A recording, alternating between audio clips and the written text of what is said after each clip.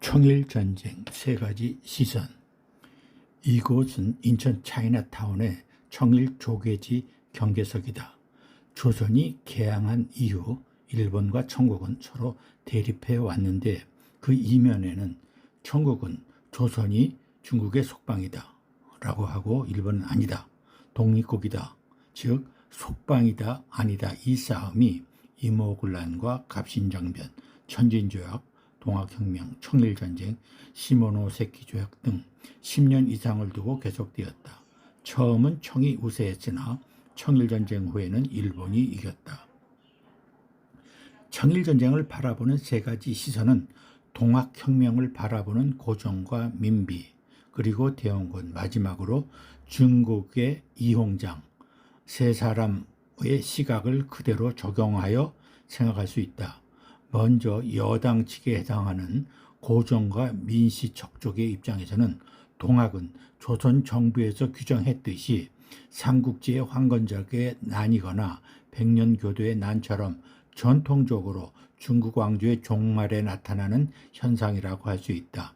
따라서 이 동학난이 규모가 커지자 자체의 힘으로 진압할 수가 없어 청국의 군대를 요청하여 진압하고자 하다가 발발한 것이 청일전쟁이다. 동학은 역사가 길다. 둘째, 민시정권의 부패와 타락은 고부군수 조병갑의 폭정에 한거한 사건에서 시작되었다. 이 사건의 배후에는 대원군이 있다는 생각이다. 전봉준이 동학교도인지는 분명하지 않으나 대원군과의 관계가 긴밀하며 민시척 쪽의 전횡의 상징인 고부밀란의 선봉에 선다. 대원군의 외척 세력 타도 역시 긴 역사를 가진다. 1881년 이모군란에서도 다시 권력에 복귀하자 민시척 쪽을 공격하여 민비가 죽었다고 국정을 선포했고, 북경에 납치된 후에도 3년 후에 다시 돌아오고 일본이 대원군을 앞장세워 갑오 경장을 추진하나 대원군은 민비를 패서인으로 하고 고종을 폐위하고자 했다.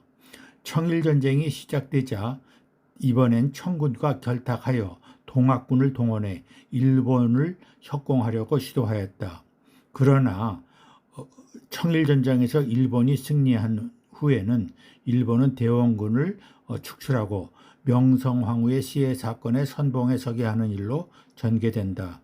어쨌건 간에 평생의 과제인 외척 세력의 제거는 30년 만에 성공하여 이후 고종은 황제를 선포하니 성공한 셈이라고 할 수도 있다. 셋째, 청의 종주권 주장과 이를 부정하는 일본과의 조선 침략의 싸움이라는 측면이다. 강화도 조약 이후 청국과 일본은 꾸준히 종주권 싸움을 했다. 이홍장은 꾸준히 조선은 청의 속방이라고 주장했고, 이에 일본은 아니다, 독립국이다라고 주장하였다. 이모군란과 갑신정변에서는 청의 종주권 주장이 승리했으나 동학혁명에서는 일본이 이겼다. 그동안에 일본은 근대화에 성공했고 청은 실패했기 때문이다. 조청 상민 수륙 무역장정에서 조선을 속방으로 규정한 청국은 천진조약에서는 일본과 군사훈련권을 가짐으로써 조선의 군대를 지휘하고 군대가 붕괴되어 동학난을 진압할 능력을 상실했으며, 청일전쟁의 시모노세키 조약은 청의 이홍장과 일본의 이토 히로부미의 협상으로 청의 종주권이 부인되었다. 이승만의 청일전기는 이러한 입장의 청일전쟁을 알리고자 한 것이다. 이러한 청일전기를 요약하다 보면 자연 이홍장이라는 한 인물을 생각하게 된다. 중국에서 근대적인 시각을 가진 몇 안 되는 사람 중에 하나인 이홍장은 강화도 조약 개국 이래 줄기차게 한국의 내정, 즉 조약에 개입하여 모든 근대화 과정을 통제함으로써 한국을 몰락으로 이끌었다. 강화도 조약, 조청상민 수륙 무역장정, 천진조약, 청일전쟁 패배 후에 시모노세키 조약 체결 등 한국의 모든 국제법에는 이홍장의 손길이 닿아 있다. 이홍장의 보이지 않는 손에 농락당한 조선이 완전한 자주 독립국이 되기 위해서는 중국의 속방 문제가 해결되어야 한다. 일제강점기 때 중국을 도와 조선의 독립을 얻으려는 독립투쟁에서 중국 속박 문제를 해결하려고 했던 사람은 이승만 한 사람뿐이었다 해도 과언이 아니다.